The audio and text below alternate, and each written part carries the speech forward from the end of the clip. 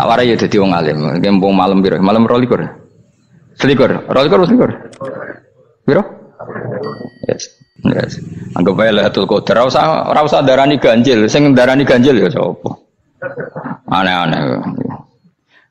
Lailatul Qadar ya mulai tanggal 1 Ramadan. Malah ulama sedarani mulai ruwah, iso wis ke ruwah wingi. Wis bar. Wong kula sering to Lailatul Qadar ya kadang mulut, kadang Dzulhijjah. Kula kan jenisnya on time. Kaya wong melarat, dene dhuwit pendak entuk THR. Nah wong marang pangeran ya sawal selo besar ya entuk napa? Lailatul Qadar. Mergo Lailatul Qadar iku malam diturunane Quran. Quran itu turun Ramadan tok apa tau Sawal ya tau. Sawal ya tau, Dzulhijjah tau. Dzulhijjah tau. Bolak-balik al-yauma akmaltu lakum turun to bulan apa? Dzulhijjah. Kowe mari amatir, itu angel terang. Sing darane Lailatul Qadar iku malam diturunne Quran. Quran turune iku piro? Ya macam-macam, Ramadan nggih bolak. Lah tapi ana kelas-kelas premium, ana kelas umum, kelas umum wis pokoke Ramadan. Sing ganjil dipilih salah sitok. Dadi iku pembatasan napa? Nah, Quran dhewe turun coba surat paling terkenal, ayat paling terkenal al-yauma akmaltu lakum turun tanggal piro? Tanggal 9 Arafah Dzulhijjah haji wada. Padahal ta'rif Lailatul Qadar Allah unzila fihil Quran. Ya tapi ilmu ini mari debat biasa. Umumnya wong ora takoki wong Gus nuzul Quran tanggal piro 17. Lailatul Qadar tanggal 21. Ya jare nuzulul Quran yo pas Lailatul Qadar. Wong-wong lak muni bingung nang wong. Nah aku sih ra bingung. Lho kowe ora tau mikir jajal. Nuzulul Quran sing resmi ning kitab-kitab tanggal piro? 17. Lailatul Qadar tanggal. Padahal Lailatul Qadar disifati apa? Malam turune. Roan, kira tau bingung ngono. Wah, ana kadang ngirim wong goblok, wong kok ayeme ngono. Kira tau mikir. Aku men goblok-goblok. Dadi ana ilmu paradok barang ya tenang, santai. Padahal ya tak bedhek ya nuzul Qur'ane tanggal piro sing resmi cara kitab-kitab. 17 Ramadan. Lailatul Qadar sing resmi 21 nganti 29. Terus Lailatul Qadar iku wulan apa? Wulan diturunkannya Al-Qur'an. Berarti tanggal piro?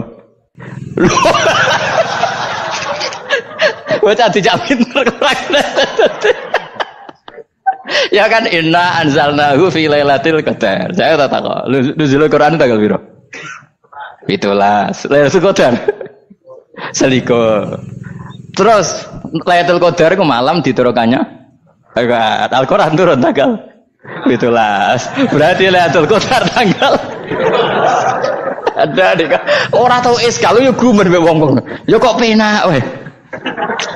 Mulai dadi wong alim loro, Kang ora usah mari iskal. Ngatuk ditung bodho penak. Pokoke nuzul Quran tanggal piro Kang? 17. Lailatul Qadar selikur. Lha jare Lailatul Qadar pulang tujune Quran kok beda tanggale. Kan gak tau ge mikir. Alhamdulillah. Tanggalan. Lailatul Qadar tanggal piro? Saiki pinter. Tanggal piro, Bos? Itulah berarti sekliwat. Jadi ilmu itu kabeh bingung no kan. Ya biasa bingung. Mulane yang bodoh barokah. Barokah. Barokah.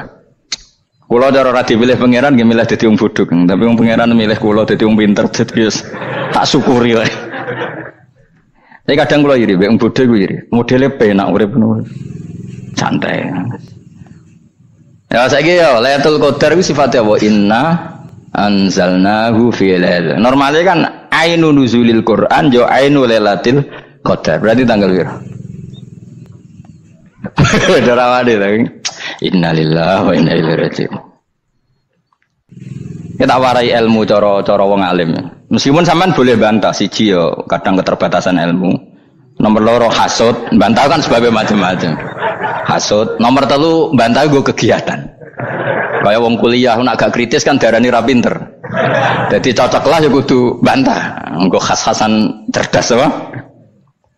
Nomor 4 bantah niku sifate wong wedok. Menang kalah protes. Berarti kowe ora lanang berarti wedok, tukang protes wedok. Nomor 5 bantah itu berarti dia punya keiskalan tapi nggak bisa keluar dari keiskalan itu. Jadi problem Anda ditimbangkan ke saya, itu ya ora sopan. Problem-problemnya dhewe kok ditimbangkan ke saya. Begini tak terangno.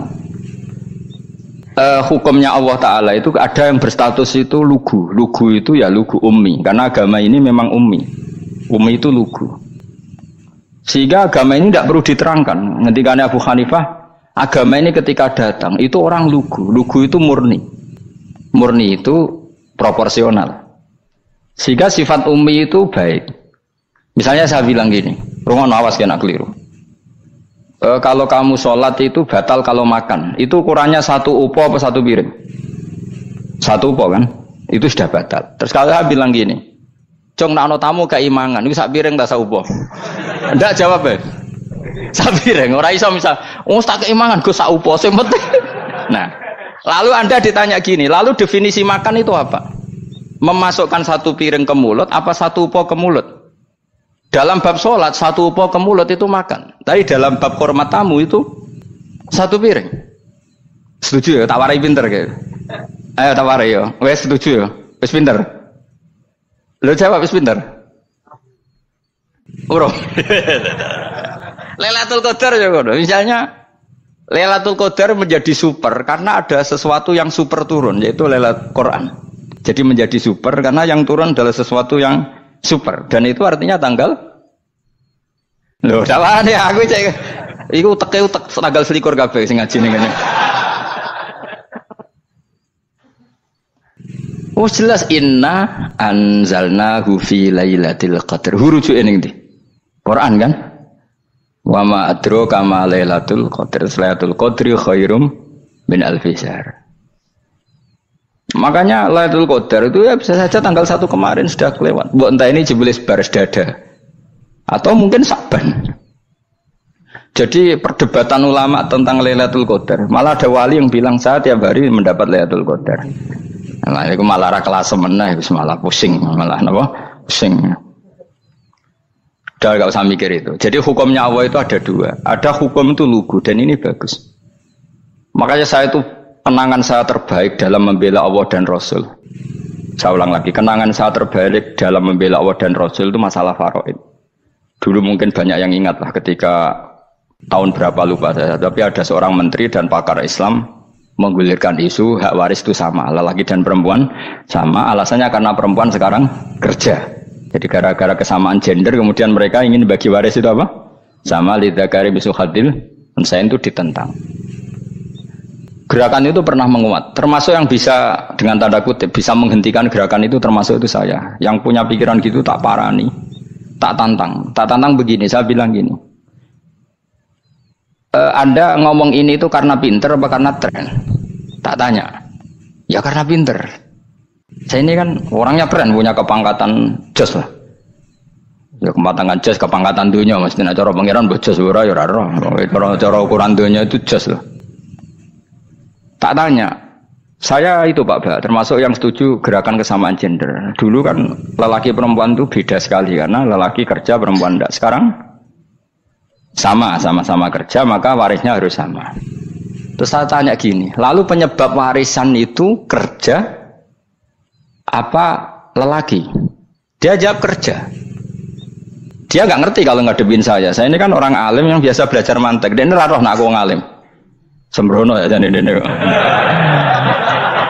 Ketika tak tanya gini, lalu misalnya saya punya anak, yang anak saya putri itu direktur BUMN atau direktur bank atau direktur PT besar. Kemudian anak lelaki saya idiot, goblok. Warisannya dikasihkan siapa? Kalau kerja adalah alasan dapat warisan, berarti anak saya perempuan itu yang dapat warisan dong. Anak saya lelaki kan idiot, nggak kerja.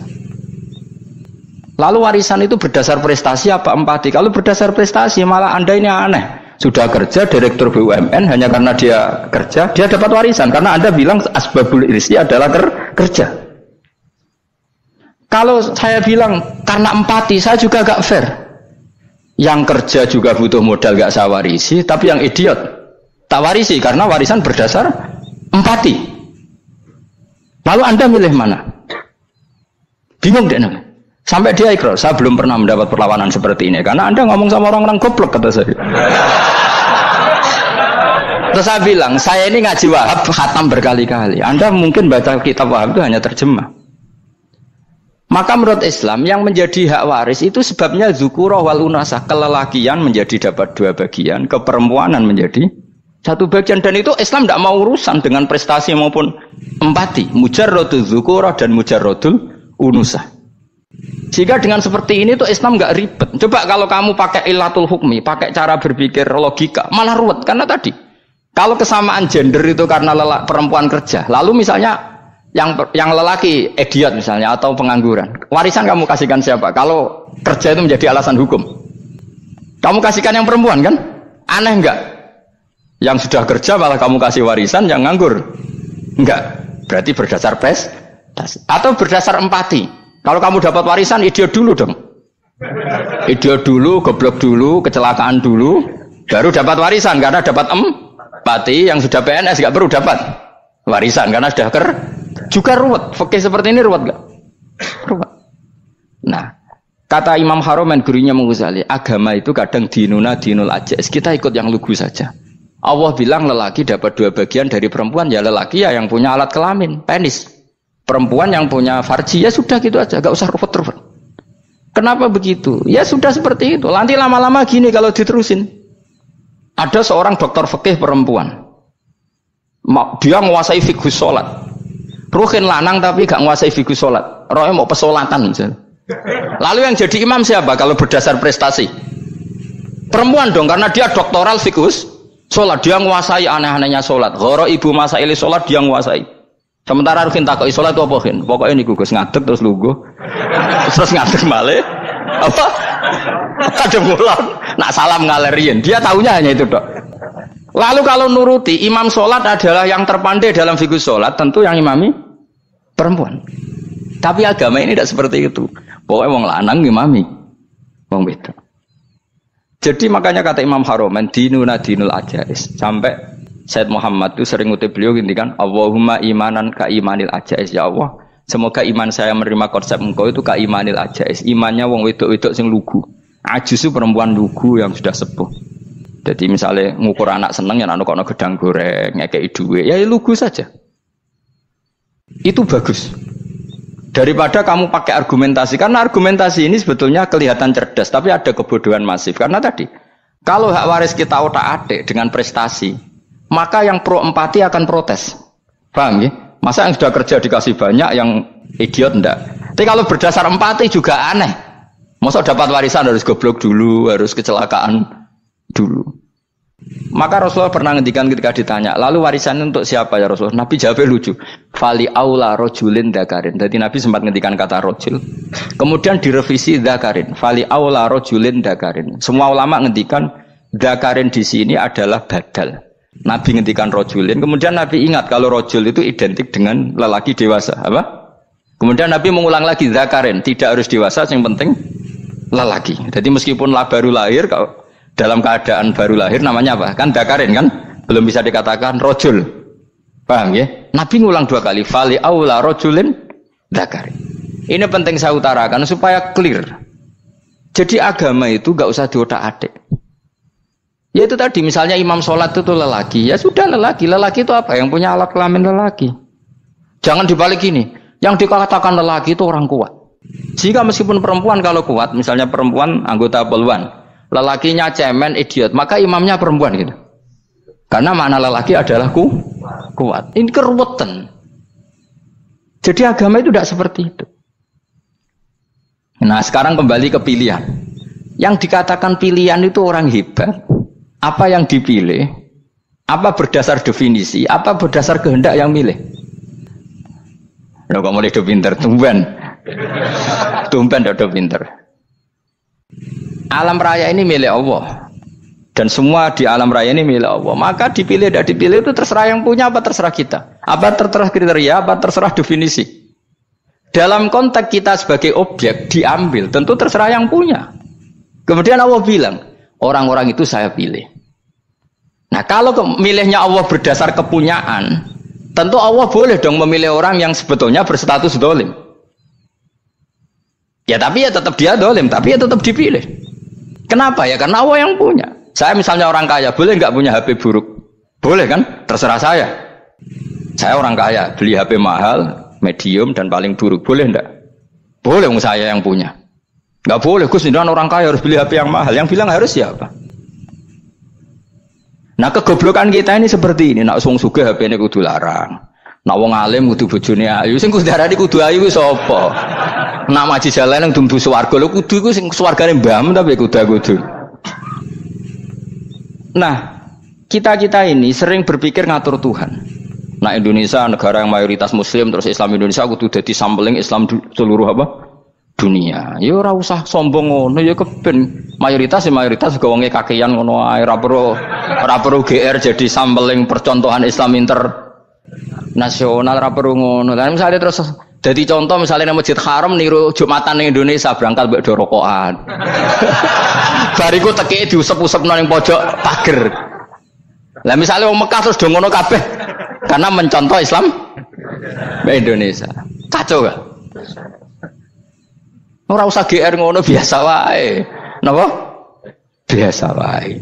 Terus misalnya mencontoh Islam Indonesia, Indonesia nak ziarah Wali Songo terus tahlilan nunggu nganti setengah jam. Lah terus raudhah dikepung ngono rak macet Mekah Madinah. Mergo agar ziarah Nabi terus lungguh apa? Sak jam. Nak ning wali sak jam ning Nabi 2 jam lah kira-kira gitu. Ya malah nganyak Kanjeng Nabi tuh. Nabi sekaruan Afdhalul Khalqi mbok dongakno wa maghfir lahu warhamhu. Iku malaikat sak langit misah. Ya Nabi kok ndongakno di sepuro. Kowe tapi ya butuh sepuro kan. Enggak boleh doakan Nabi gitu, enggak boleh. Wa sholli ala sayyidina Muhammad wa ala alihi, enggak boleh pakai ighfir lahu. Masalah kita tahlilan apa alam donga iku terus kamu gunakan. Ya misalnya terjadi percontohan Islam dunia terus Nabi kapundhut ditalkin, nak ditakoki waman rabbuka piye. Terus Nabi warai waman nabiyuka. Mesti Nabi yo pro, aku Nabi coba takut. Jadi kita ini sering kumo luhur karena kita mayoritas terus jadi percontohan Ora usah ngono. Paham ya napa? Ndak usah ngono, mayoritas saya, tapi ora usah GR jadi apa? Percontohan internasional. Mungkin kalau masalah Islam damai ya bagus, tapi itu kan tidak hanya Indonesia. Di mana-mana yang Islam damai juga banyak dan yang tukaran juga banyak. Toh yang tukaran nggak pernah maklumatkan diri ini percontohan janda. Ya biasa saja. Saya ulang lagi ya. Maka menurut saya nggak akan benar pendapat Khawarij atau pendapat Islam yang keras bahwa orang dosa besar itu keluar dari Islam. Karena ketika Allah mengatakan kemudian aku pilihkan kitab ini tak kasihkan orang-orang yang saya pilih, itu diantara yang pertama adalah meskipun mereka sebagian tetap zalim. Artinya tetap zalim itu tidak menjadi dia keluar dari status Islam. Paham ya? Sekarang saya tanya, yang dikatakan warga Indonesia itu siapa? Ya siapapun yang bergeografis di Indonesia, lahir sebagai akte Indonesia, ya orang Indonesia. Kemudian ada yang penjahat, ada yang maling, kita penjara. Apa dia keluar dari kebangsaan Indonesia? Enggak kan? Sama ketika orang Islam menjadi zina dan fase koruptor, keluar dari Islam enggak? Enggak. Karena Allah tetap bilang faminhum. Apa? Faminhum. Jelas ya? Wes kayak ngarah Khawarij. Kenapa? Kalau Khawarij cara berpikir itu ekstrim. Setiap dosa besar itu mengeluarkan orang dari status Islam. Oh, itu bahaya sekali. Karena nanti kalau itu iya, kita akan kehilangan banyak orang nopo Islam. Makanya Nabi nanti ngendikan, saya berharap yang nanti masuk surga dari umatku itu separuh, 2/3. Itu kata ulama-ulama. Kalau kita pakai mazhab Khawarij, orang Islam itu tidak sampai 1/3. Karena banyak yang keluar dari Islam. Duwe keris gak Islam, duwe akeh ra Islam, nglakoni jimat gak Islam, nyekel patok gak Islam, dosa gede gak Islam, korupsi gak Islam. Terlalu banyak yang kita usir dari Islam. Lalu kita ngusir atas nama apa? Coba. Kalau atas nama Tuhan kamu tidak Tuhan. Atas nama wakil Tuhan, Tuhan tidak pernah mewakilkan ke Anda. Orang-orang mandate. Yang kita tahu dari Quran ya ayat ini, tsumma awrasnal kitabal ladzina astafaina min ibadina. Kemudian kitab ini tak kasihkan orang-orang yang saya pilih, dan orang yang saya pilih itu faminhum zalimul li nafsi, dan sebagian dari itu adalah orang zalim, dan itu jelas bagian dari itu. Artinya keluar apa masuk? Keluar apa masuk? Masuk. Meskipun ya yang zalim tetap berstatus zalim, kayak warga Indonesia, ini semua warga Indonesia. Paham ya? Yang maling ya tetap warga Indonesia, meskipun ya tetap maling. Jelas ya? Betul nanti orang gitu. Makanya ahli sunnah itu pendapatnya Falam nukafir mu'minan bil wisri. Kita tidak akan mengkafirkan orang mukmin hanya karena melakukan dosa. Kenapa ya? Karena Allah bilang faminhum setengah sangking itu masuk bagian. Dan itu luar biasanya Allah disebut istofaina. Tetap orang-orang pilihan. Maka ini penting saya utarakan supaya kita ini tidak sok-sokan ya. Terus yang zalimul nafsi pun potensi dimaafkan sama Allah. Asal dia tobat, dan tobat itu sama Allah nggak ada batasnya. Malam yuhur kiri sampai apa? Nafas apa? Terakhir. Dan kadang orang itu sebetulnya nggak niat tobat, cuma ada perilaku tertentu sehingga dadian Allah itu simpati. Itu juga banyak yang diterima tobatnya Allah. Makanya kata ulama-ulama itu, istighfar itu tidak syarat diampuni. Yang menjadi orang terampuni itu kehendak Allah. Istighfar itu bagian kecil dari syarat-syarat itu. Tapi bisa saja orang tanpa istighfar tapi diampuni Allah. Misalnya Allah dawuh, wa yaghfiru ma duna dzalika liman yasha. Itu bukan limai yastaghfir tapi limai yasha. Contoh masyhur kan, kamu pernah dengar kan, ada orang nakal itu mau misah itu ya kira-kira lonte atau apalah. Dia datang pulang ketika melihat anjing ngeleti pasir, dia berpikir ini kehausan kayak saya. Kemudian dia turun ke sungai memberi minum anjing itu, kemudian Allah memaafkan dia karena itu. Pas itu di semua hadis riwayatnya dia tidak pernah istighfar. Terlalu punya perilaku yang menjadikan dia diampun. Banyak enggak seperti itu? Banyak, makanya wa yaghfiru ma duna dzalika liman yasha. Mayasa itu ya yang digedaki Allah. Bisa saja kalian ini sering istighfar tapi enggak dimaafkan Allah. Tapi delala punya satu perilaku yang cara Allah itu penting, kemudian dimaafkan. Kayak Saharatu Fir'aun itu dia tidak pernah istighfar, tukang sihir Fir'aun. Dia diampuni Allah, dikasih iman tuh gara-gara jadi wong Jogja. Wis ngono tok. Jadi pas mau duel adu sihir. Iku dalah dekne mendingan ya. Qalu ya Musa imma antulqiya wa imma annakuna nahnul mulkin. Monggo jenengan riyen napa kula riyen. Dadi gara-gara dekne didikan Jogja niku. Lah wong ape duel, mestinya tarung itu semakin cepat mengambil kesempatan kan semakin menang. Ini sudah jelas tarung. Ngapunten jenengan riyen napa kula. Lha iku pangeran itu terus simpati. Wong kok sopane ngono apa? Akhirnya Allah memberi iman gara-gara apa? Imma antulqiya wa imma annakuna nahnul mulkin. Monggo jenengan riyen. Lah Musa juga, Allah juga gak terima kalau nabinya kalah sopan. Sehingga Allah memerintahkan Musa adalah sopan. Mboten jenengan mawon. Jadi lucu. Jadi Nabi Musa qala bal alqu. Jadi Nabi Musa enggak jenengan riyen mawon. Jadi coba, itu kan unik. Dia tidak ingin diampuni Allah, tapi adalah dia sebenarnya satu perilaku yang menjadikan Allah itu simpati, yaitu kesopanan dia dengan Nabi Musa. Imma antulqiya wa imma annakuna nahnul. Nabi Musa juga bilang qala bal alqumu go jenengan riyen mawon. Akhirnya sakit, nggih nak ngoten. Makanya Fir'aun itu mangkelnya bukan main. Ketika pertunjukan itu akhirnya kan Saharatu Fir'aun kan kalah. Setelah kalah langsung iman. Maka kata Fir'aun, ini jelas Musa itu guru kamu. Cuma pura-pura saja kamu pro saya. Lah buktinya apa? Jare buktinya tadi monggo-monggonan gitu. Makanya Fir'aun bilang innahu lakabirukumul ladzi 'allamakumus sihr. Wah, itu mesti Musa itu gurumu. Padahal dia gak kenal sama sekali. Cuma gara-gara monggo-monggonan tadi itu akhirnya terus pikirannya Fir'aun. Wah, mesti wis kenal suwi, mau gayane tok. Mergo gara-gara monggo-monggo jenengan riyen. Mboten monggo jenengan. Jadi makanya sampean jangan putus asa. Makanya keliru sekali kalau kita bilang diampuni Allah nunggu istighfar. Enggak. Tentu istighfar penting, kita sepakat. Istighfar itu penting, kita sepakat. Tapi itu tidak satu cara-caranya Allah untuk orang bisa diampuni. Nabi misalnya ngendikan ana wa kafilul yatim kahateni fil jannah. Coba. Orang sering istighfar sama kafilul yatim, kira-kira surganya cepat mana? Cepat kafilul yatim meskipun enggak istighfar. Kalau istighfar terus tapi medhit ra karuan. Tak jamin mlebu neraka. Alamatnya medhit jelas ning neraka aku roh. Wis jelas. Al-bakhil qaribun minan nar, jelas alamatnya deket-deket situ lah, paham ya? Wis jelas as-sakhi qaribun minallah, qaribun minan nas, baidun minan nar. Nah al-bakhil baidun minallah, baidun minal jannah, qaribun minan nar. Jadi wong medhit itu ya deket-deket situ alamatnya sudah jelas deket-deket neraka. Ana wa kafilul yatim kahateni fil. Berapa?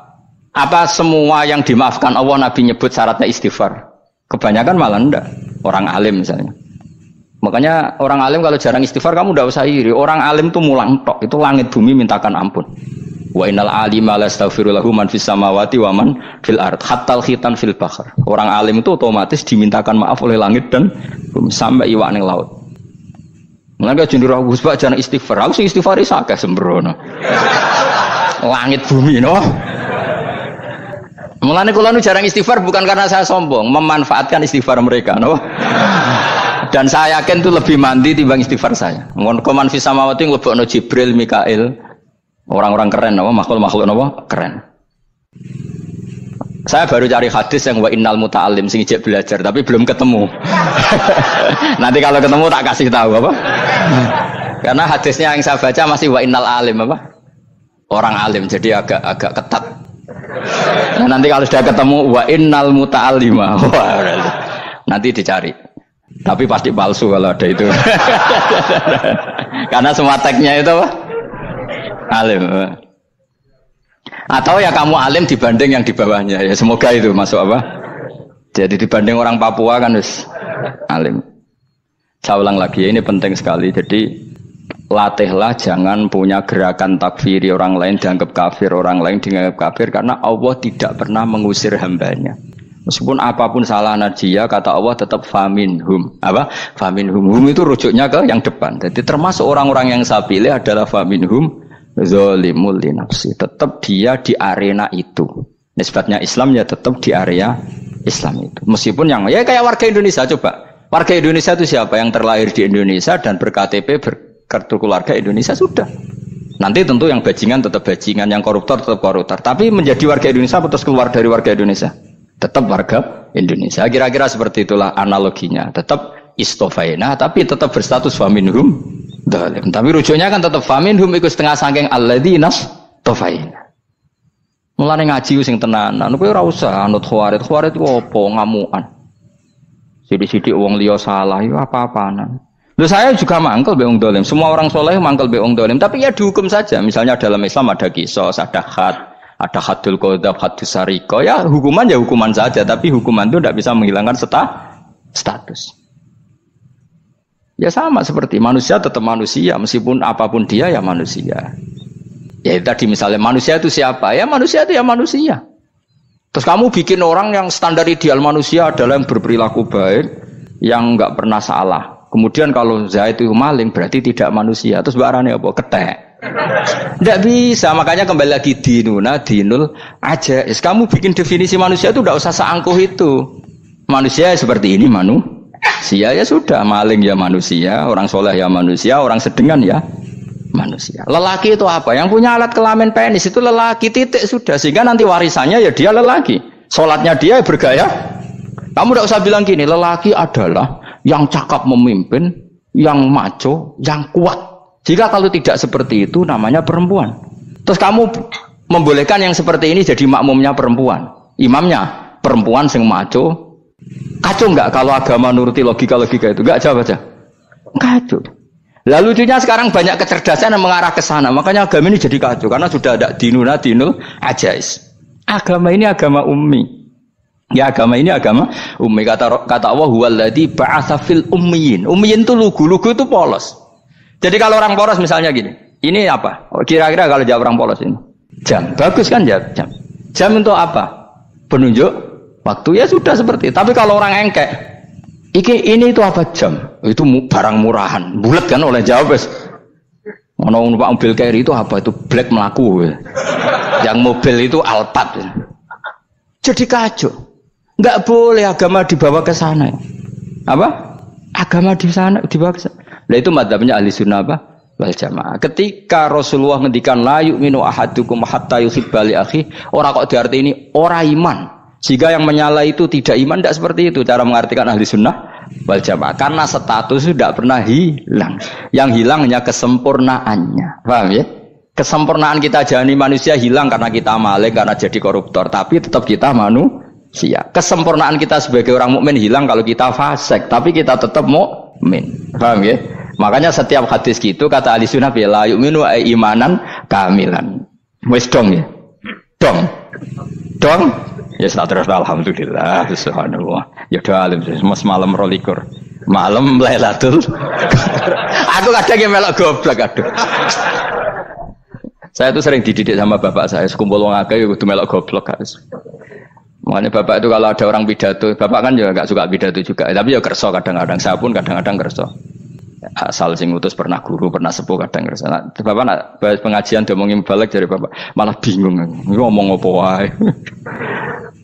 Coba kita dengan PD-nya bilang Lailatul Qadar itu 21 sampai berapa? 29. Lailatul Qadar. Warna itu malam Lailatul Qadar. Lalu Lailatul Qadar keren tuh karena apa coba? Karena nuzulul Quran. Lalu nuzulul Quran tanggal 17. Lalu Lailatul Qadar tanggal berapa? Oh, ada nih. Alhamdulillah. Tapi ini jangan jadi keiskalan yang masif, itu sudah difitnah itu. Coro Gus Bak, ya ora coro Gus Bak, coro Quran ngawur gitu. Sembrono. Memang aku tidak pendapat tentang Quran, ya ndak ayatnya seperti itu. Maka yang benar, Lailatul Qadar itu kata ulama-ulama dulu, orang yang beramal soleh, ya itu sudah anggap saja dapat Lailatul Qadar. Ora usah ndelok esuk-esuk ndelok srengenge blerengen ta ora. Nek ora blerengen berarti untuk Lailatul Qadar. Jan mendung kan blereng piye. Terus bengi angite sayup-sayup. Anggere dini hari ya sayup-sayup blok-blok aneh-aneh wae. Lah nek pikir segoyo ora, berarti wong laut gak taran untuk Lailatul Qadar, ke segoro kidul angine bianter. Lah nek ning Dieng ya mesti sayup. Mau angin tok gunung wis kesel tadi ora sayup-sayup. Gawe ukuran ojo ngono, gawe ukuran ngono rak wong Dieng luwih ngrasa entuk Lailatul Qadar timbang wong segoro kidul. Go segoro kidul angine apa? Buanter. Padahal alamate piye? Sayup-sayup. Aneh-aneh. Maksudnya alamat ngono iku ora ngono, maksudnya ayat iku Kanjeng Nabi mbadhawuh ngono, maksudnya ora ngono. Wes dong ya. Ayo Lailatul Qadar tanggal. Aku seneng wong bodho. Kowe enak urip wis happy no? Happy. Ya saya ulang lagi ya. Jadi kejati dirian itu tidak bisa hilang dengan standar keidealan. Yang hilang itu standar apa? Keidealan. Misalnya kita maling ya eman lah sebagai orang mukmin kok maling. Warga Indonesia kok kriminal tuh eman, tapi dia tetap orang Indonesia. Orang Islam tetap Islam meskipun dia fasik. Sebab itu Allah ngendikan faminhum zalimul linafsi. Sebagian dari orang yang saya pilih dia adalah orang dolim. Ya dolim saja. Kamu jangan kamu katakan kafir ya dolim saja. Dolim kira-kira maknanya kurang ajar, kacau, kriminal.